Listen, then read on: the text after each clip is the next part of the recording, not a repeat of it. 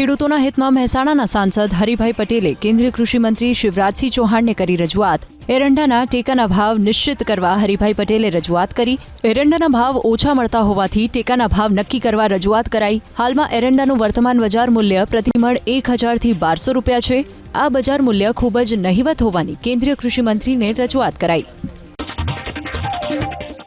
રાજ્યમાં 22 ડિસેમ્બરે લેવાશે સ્ટેટ ટેક્સ ઇન્સ્પેક્ટરની પરીક્ષા।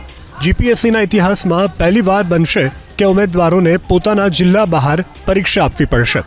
જીપીએસસીના અધ્યક્ષ હસમુખ પટેલનું કહેવું છે કે ભૂતકાળના અનુભવને ધ્યાને રાખી અન્ય જિલ્લામાં પરીક્ષા કેન્દ્ર ફાળવાયા છે।